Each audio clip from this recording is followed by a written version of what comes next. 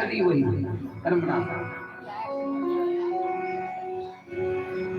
एक कहानी है कर्मनाशा नदी की। कर्मनाशा नदी के उस पार एक गांव था।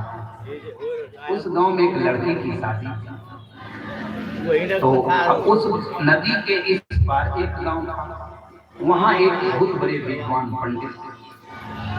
तो उनको जाके जिसकी लड़की की शादी थी, उसने कहा पंडित जी आप तो बड़े विद्वान हो, आप चल करके मेरी बेटी का विवाह करें।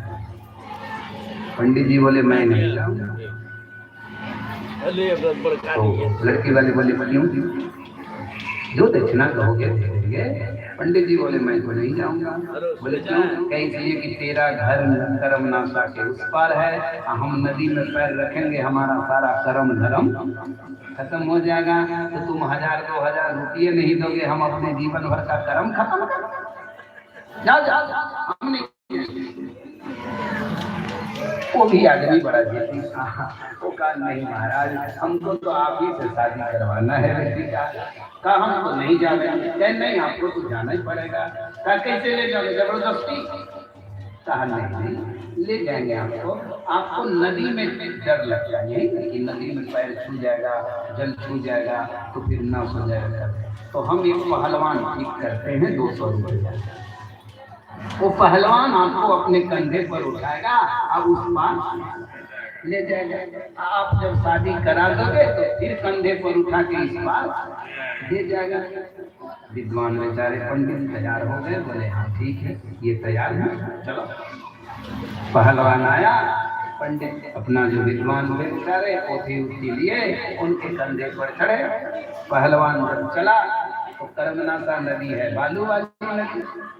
एक जगह पहलवान के पैर धस गया, वो पंडित जी को लेकर पीछे में गिर गया।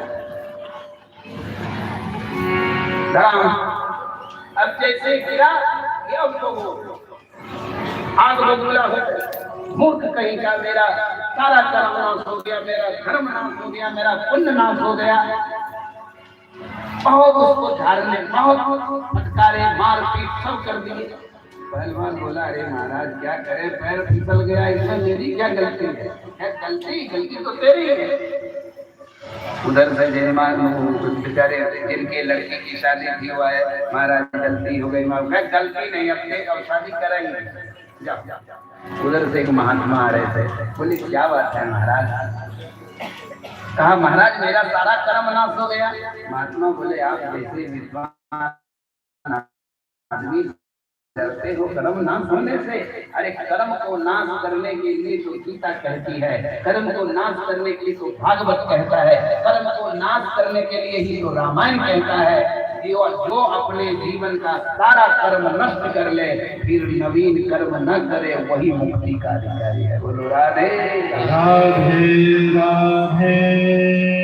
फिर कर्म को नाश होने से क्यों डरते हो? इसी की कोई जरूरत है जिंदगी में? कर्मण्य हो जाना। उनका ज्ञान चक्षु खुल गया, वो समझ गए कि बात सही कह रहे हैं।